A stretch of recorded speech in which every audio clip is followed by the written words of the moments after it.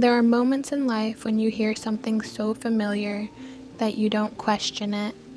A voice calling your name, a sound that feels like it belongs, something that pulls your attention without hesitation. Most of the time, those moments are harmless, but sometimes the voice doesn't come from where it should, and that is when everything begins to feel wrong. Lucas Reed had always been a careful person. He valued routine, structure, and the comfort of knowing exactly how his days would unfold. He lived alone in a small apartment on the edge of the city where the nights were quiet and the world seemed to slow down just enough to feel manageable. There was nothing unusual about his life, nothing unpredictable, and that was exactly how he preferred it. But one night, just after midnight, that sense of normalcy began to slip away. He was sitting at his desk, reading under a dim lamp when he heard it for the first time. A voice, soft and clear, calling his name. It wasn't loud, and it didn't startle him immediately. At first, he assumed it had come from outside, maybe someone passing by the building, or a neighbor speaking in the hallway. He paused, listening carefully, expecting to hear it again. For a few seconds, there was nothing but silence. Then the voice returned, just as soft, just as clear, but this time closer. It didn't sound like it came from outside anymore. It sounded like it was inside the apartment. Lucas stood slowly, his focus sharpening as he stepped into the hallway. The apartment looked exactly as it always did. The kitchen was empty, the living room quiet, every door closed, just as he had left them. There was no sign that anyone else was there. He checked each room one by one, moving carefully, listening for even the smallest sound, but found nothing. Everything was still, untouched, normal. Eventually, he told himself it had to be his imagination, a moment of distraction caused by fatigue. It was late, after all. But as he returned to his desk and sat down again, the voice came a third time. This time, it was unmistakably behind him. Not distant, not outside. Right there, just out of sight. He turned quickly, his heart beginning to race, but there was no one there. The air felt heavy, almost unnaturally still, as if something had just moved and then disappeared the moment he looked.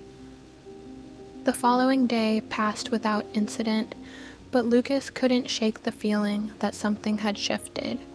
That night, the voice returned again, just after midnight. But now it sounded more certain, more deliberate. It called his name the same way, calm and steady, but there was a subtle difference in its tone. It no longer sounded like it was trying to get his attention. It sounded like it already had it. This time, Lucas didn't respond immediately. He sat still, listening, trying to figure out where the voice was coming from. Then it spoke again, not just his name, but something more. It told him to come closer.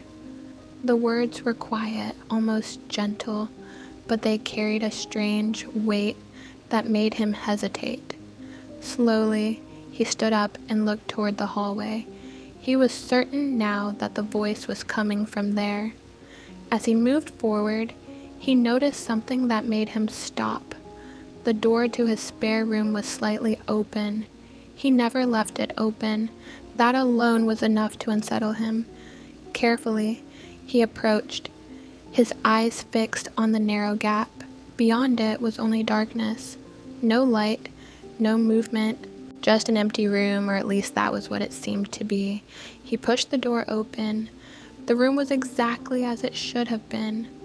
Empty, quiet, nothing out of place. For a moment, he felt a sense of relief, as if the tension had been building toward something that ultimately didn't exist. But that feeling didn't last long, because as he stepped inside, he heard the voice again. This time, it came from behind him.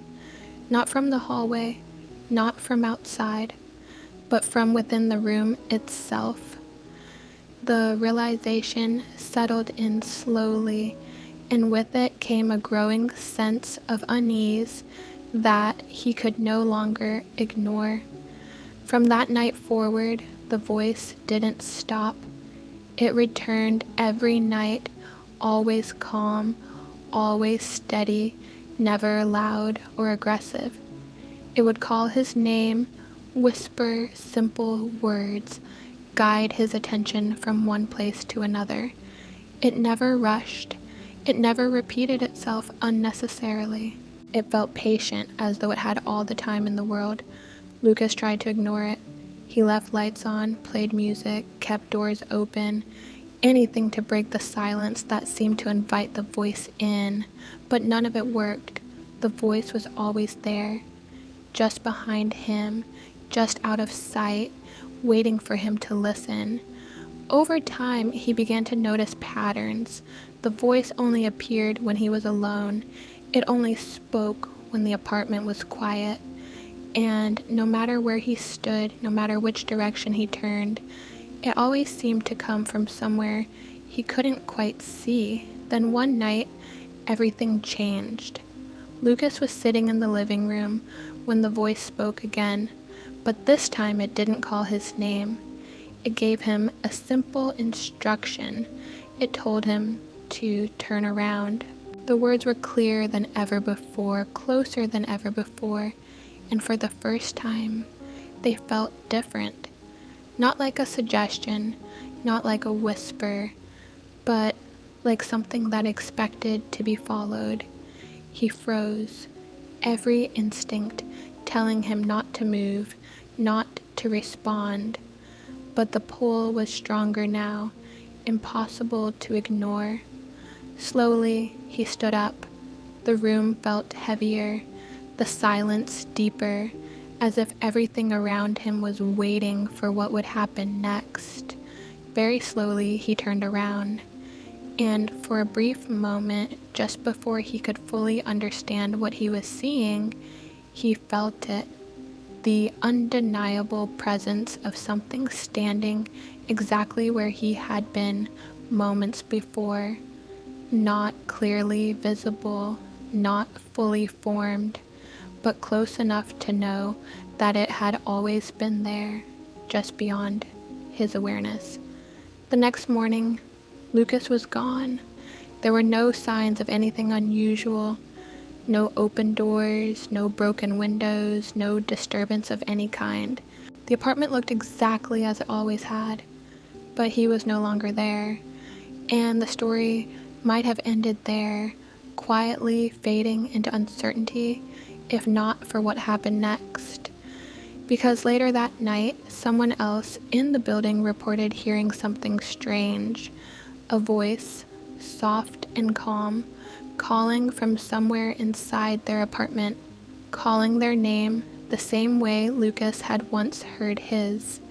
And if you find yourself alone, late at night, in a room that feels just a little too quiet, you might hear it too. A voice that sounds familiar, a voice that knows your name, calling you from nowhere. It's Mythic Murmurs.